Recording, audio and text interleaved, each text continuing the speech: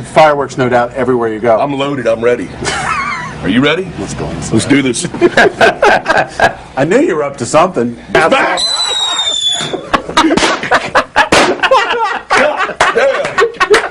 Sorry. Hard to beat. Nice to see you too. Yeah, man. We're back. Oh, well. Fireworks are not We're supposed to awake be used in your house, but Dime has a different ethic to this. That's right, baby. Well, And you know, last night, hair of the dog, dude. fired it right up, but may as well go ahead and ring right here. You're gonna. Get your phone? Oh, dude, you're gonna. You know what? Oh, I hate both of you, but I love you both. And hey, cheers! It was great to see you guys. Beautiful thing. Again. This Cool. is this rocks. Here's to the Hard Rock. Oh, yeah. Tell me about some of the stuff you got here, dude. Well, seeing as we just did a shot of Crown Royal, this guitar right here is the Crown Royal Dimebag. This chick made the strap, dude. I mean, if that ain't the right strap for the guitar, I don't know what is. And if you look really, really close, there's the crown right there in the inlays. Mm-hmm. And this whole thing's done up in Crown Royal purple with the gold outlines, of course. That's sharp. Does it come in a big bag? Oh yeah, we got the you saw the bag. You know.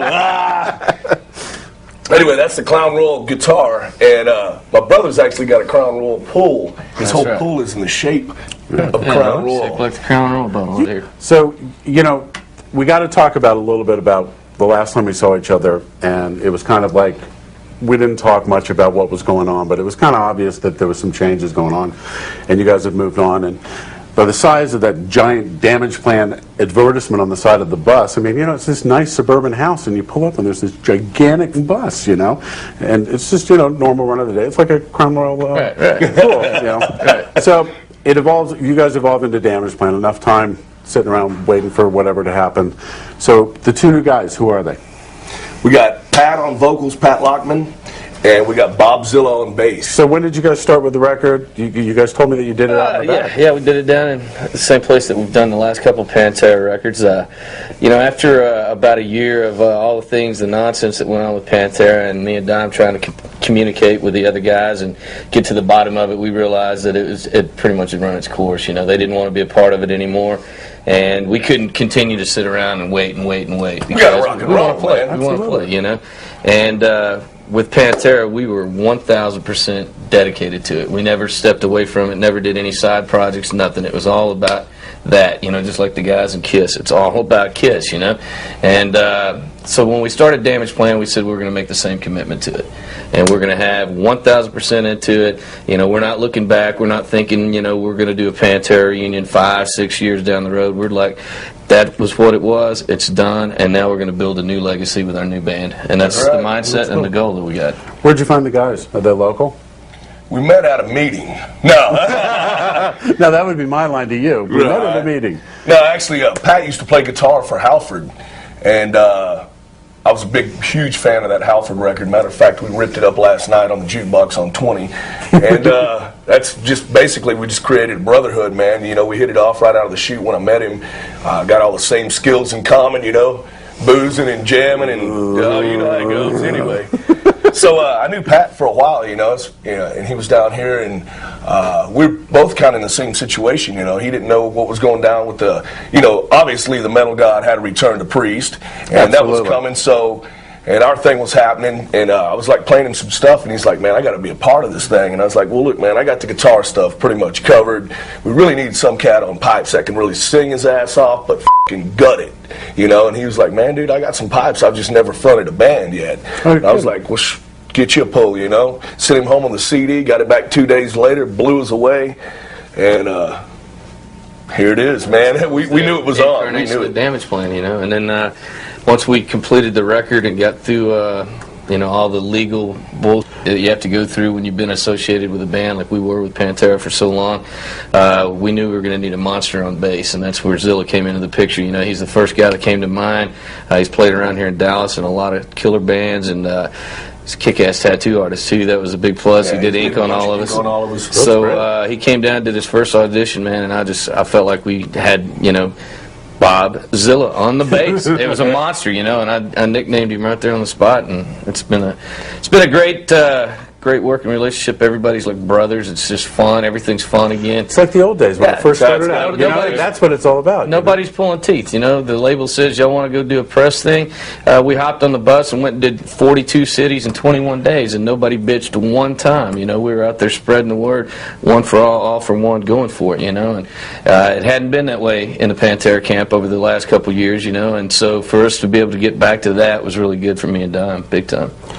Talk to me about the fur guitar. Is this this has got to have a good story to it? Oh, you know it, man. You know, I'm a huge fan of ZZ Top, and that's where the whole concept came from. So I want to pay a little homage to my man, Billy G, the Reverend himself, and went down to the fabric shop, picked out some nice, tight zebra skin right here.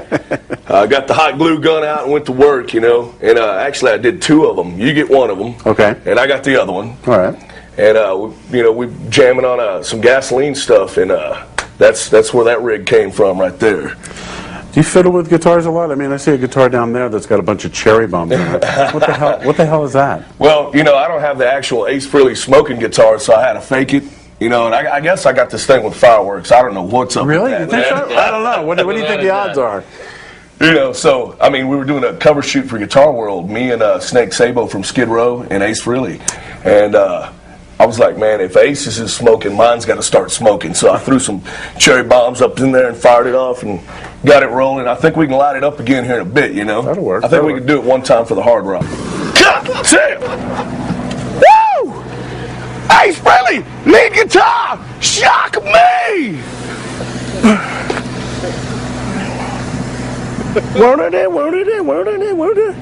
Get your pull. Did you get Brought that? something here, proof positive. Now look. Oh my God! There it is. You see any similarity in that fella and that fella? Oh my God! There he was, age 13, and that's the guitar. There it the is. exact That's the one. owner guitar right there, man. Your parents must have been very forgiving people in the early days. You know? They were real supportive. They always told us, no matter what you do, just be the best at it if you do it, you know. And it really made us practice a lot. Our dad was a musician, so that gave us a really good, springboard to go from. And we just always wanted to play music, man. You know, we grew up like best friends. You know, there was never any competition because we had a common love, and it was music. You know. You guys did, I mean, you did amazing stuff with Pantera. I just remember getting that first record. Derek Schulman ended up sending it to me. And Yeah. I listened to that thing and I go, this is different. This is gonna be something. And I remember for the longest time, it took me, because you guys live were just so intense. And I remember going to one of the Ozfests and I brought my now wife, and she's like, I don't like this band, I don't like this band. And she sat there with you, and we sat at the soundboard. I can't remember who was doing your sound at the time. And she just like fell in love with the whole thing. And it was just, Cool. There was something about seeing you guys live. So, hey, check this out. Here's some nostalgia for you. Okay, back in the day, I've always broke the headstocks off my guitars, man. Just, I mean, when you're thrashing around doing your thing, I mean, it just ain't going to stay on because it's going to get knocked off. This was my actual very first guitar right here. We don't know where the body of it is. We don't have the neck. You can see how many times I've re-glued it on. Oh my God. Look at that thing, like it's been busted. so funny. And so, dude, we have the headstock, but we don't know where the guitar went, dude. The whole guitar is gone. That was the first one. As you can see, we've had to do a little work on this one and glue it on a couple times because we busted that thing off. How was this one? This was a 81 model. That is the original, the Dime Dean from Hell. Back in the day, man, they couldn't sell these guitars. Nobody cared about them. You kidding? Nah, and I bought all these in pawn shops. Actually, this one's got a long story. I'm trying to trim it down. But I could get them in pawn shops for like $75, $100 and a quarter. You know, I mean, it's like cheap. They're just hanging up in there. Nobody cared about them. And then I said, okay, that's my deal. That's my number. I love the guitar, you know. So, of course, the Dime version's a little more tightened up. You know, I spray painted them, put the Floyd Rose on it, hopped them up, changed the pickups, you know, basically Dimeized them, and that's how it became my guitar. This one was won in a guitar contest. You're kidding? Yeah, it used to be Burgundy. I won it in a guitar contest. They used to do these guitar contests. I had like 7 of them, 8 of them back to back. I got Charvels. That's where I got turned on to Randall. Then after I won 7 of them, they said, okay, no more guitar contests for you. You're the judge. They made me the judge. It was very cool. So I won this thing, and that thing has just been worked down to a toothpick, basically. So all these are retired. I only get them out for the Hard Rock. No, that's a good thing. See, these guys are like perfect commercials. You guys are, I mean, it's like all I have to do is just mention that I'm coming to town. And look at this, you lay it out. This is great. Yeah, this is actually my very, very first guitar. I mean, when I said this was my first guitar, it's the first dime guitar. But this is the first guitar my dad bought me. That's right. This is after I figured out that I couldn't compete with my brother on drums, and I was going to have to play the guitar, and it was such a bad thing. I'm kidding. What was it like growing up in your house? Well, I mean, you know, a lot of noise, I would think. Oh, yeah. When we started out, man, it was the old Eddie and Alex Van Halen story. You know, we both started on drums, and I got better, and I wouldn't let him play on the drums. And so my dad went and got him this guitar, and I used to walk by his room because our rooms were side by side, and I'd see him standing in front of the mirror with his Ace Frehley costume on, just standing there holding the guitar, and I'd just walk by and go, man, is he ever going to learn how to play that thing? You know, I didn't think he was ever getting on with it. One day he came in and said, you want to jam? You know, and I kind of giggled, and I said, you can play that? And he goes, yeah, man, let's jam. So kicked in, and the first song we ever did was Smoke on the Water. Good old Deep Purple. And you know what? We didn't play their version, and we didn't play the album version, but we played the 12-hour version of us just going over and over. And it was like, this is what we want to do forever now. This is so kick-ass. So. Now, I think that I might have heard at one point the first incarnation of Pantera might have been a glam band.